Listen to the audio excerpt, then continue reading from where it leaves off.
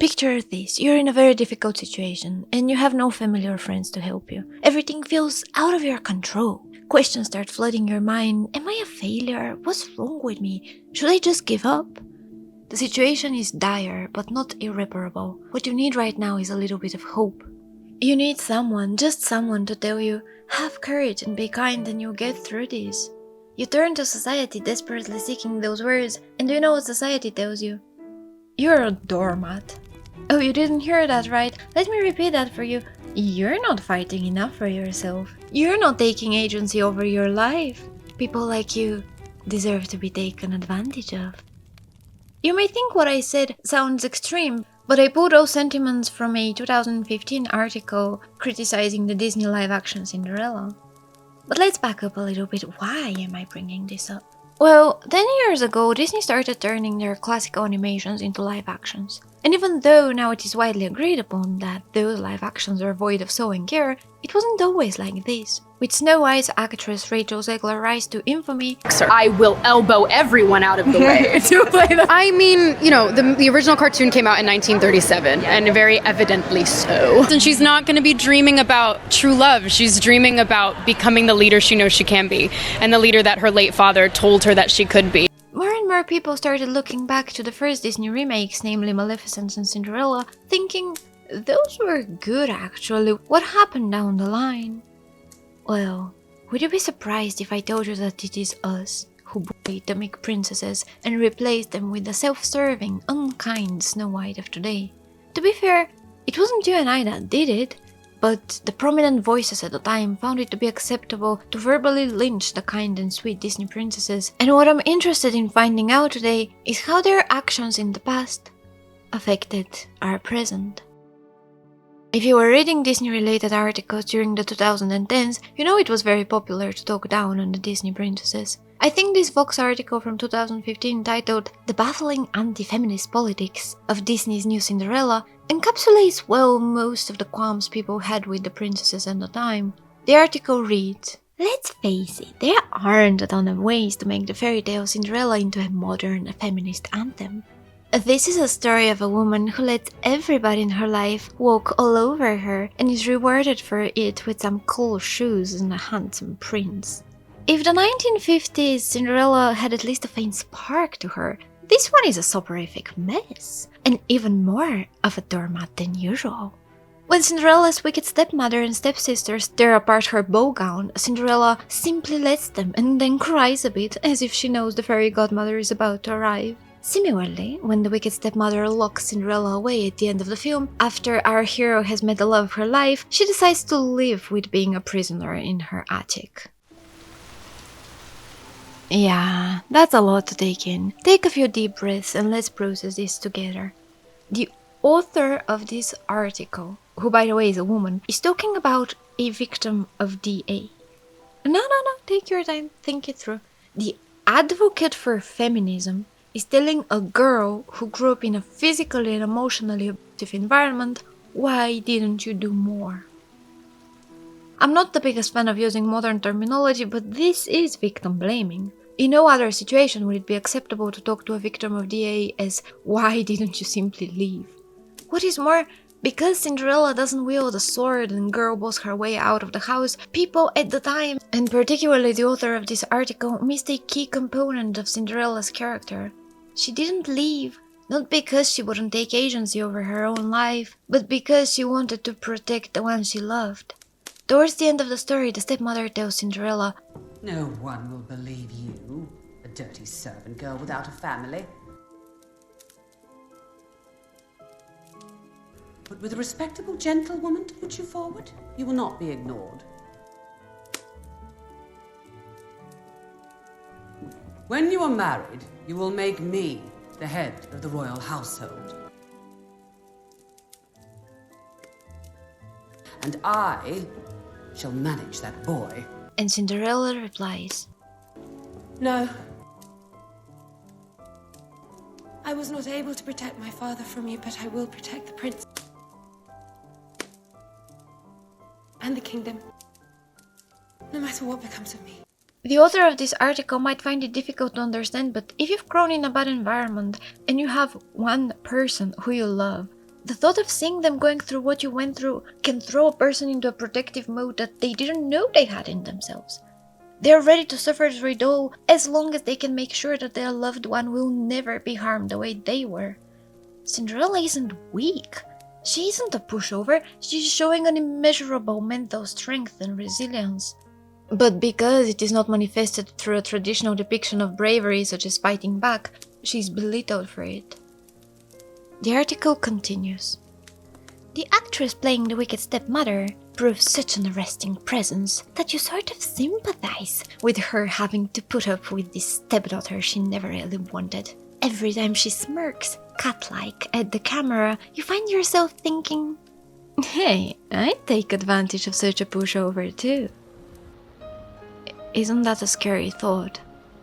That the people who dictated what's right and wrong have the moral compass of a person who take advantage of someone because they seem weaker. That's just a terrifying thought to me, not to mention the implications of a feminist article explaining what kind of woman they'd mistreat. The mental disconnect is shiver-inducing. I just can't shake the shock off of me. You as a person are being kept from taking advantage of people not because of an inner moral compass you have, but because you don't think they're pushover enough for you to take advantage of them? At the time such articles were popular, I was a teenager, and I quite frankly didn't think much of them. It's just an article, what power does it have anyways? But here we are, 10 years later, trying to re-educate Snow White from the kind, sweet-hearted girl she was into a power-hungry, unkind leader, because that's apparently the only acceptable goal to have as a woman. I know some of you will say, what's wrong with a woman wanting to become a leader? Guys get to have role models, can't women have such too? And to those of you who want to know, I'll tell. There's nothing wrong with women wanting to be leaders, but I have two issues with the approach our modern cinema chose to go with. The first issue I have is that in the process of deciding to promote women leaders, we had to belittle princesses like Cinderella and the original Snow White. Despite modernity's best wishes, meeker women still exist. I can't change the core of who I am because a Vox feminist thinks I'm a doormat. But more importantly, I'm a grown-up. To an extent, I've figured myself out. I know who I am and I know who I'm not. But think of Disney's target demographic. Imagine a little girl growing up in a scary domestic environment. Many a times does she suffer, but she's too young to run away. Where would she go anyways, with what money?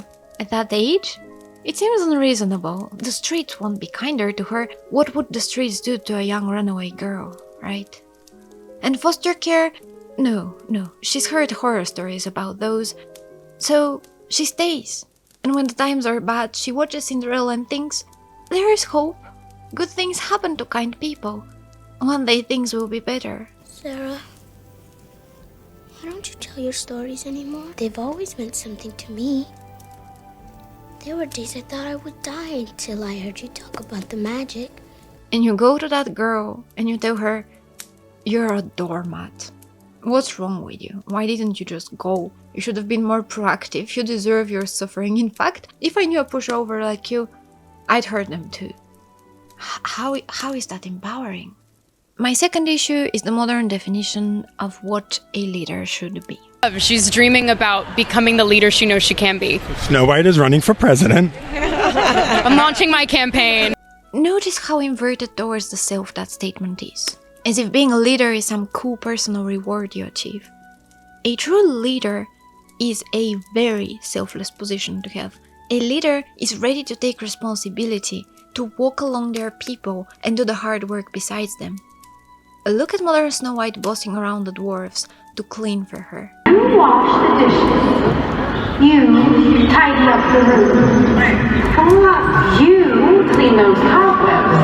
And he'll use the broom. That's not a leader, that's a servant owner. This entitled behavior is nothing worth modeling.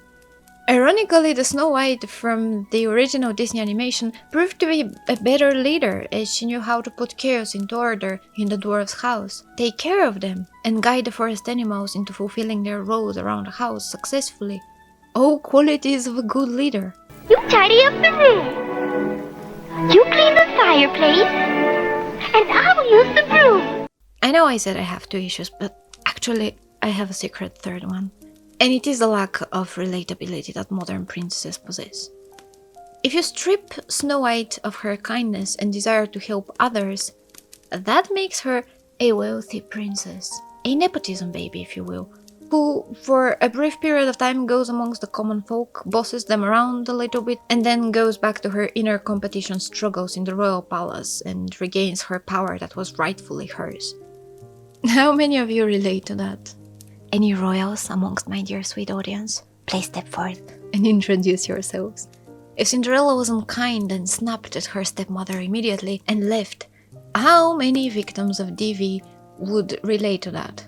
Oh, you're abused? Just stop being abused then. Oh gee, thank you, I hadn't thought of that. If you think about it, we have cherished the fairy tales of old for centuries exactly because of their universal appeal.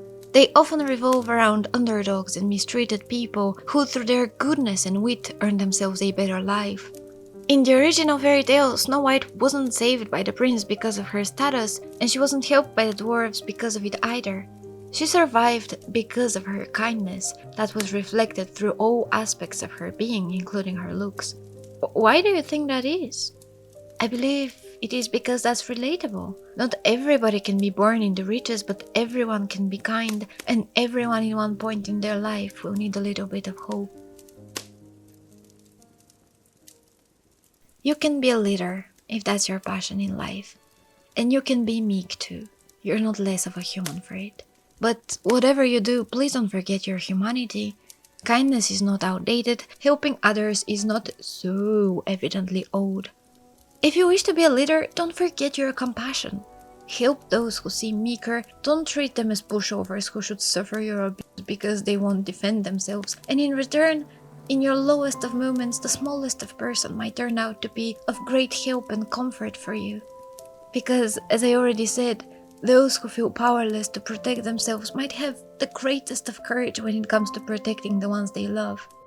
So, instead of fighting and looking down on each other, protect each other. Life would be way easier this way. And lastly, in honor of the once misunderstood Cinderella, I say, why don't we all try, like her, to see the world not as what it is, but as what it could be, if we all believe in courage and kindness, and occasionally a little bit of magic.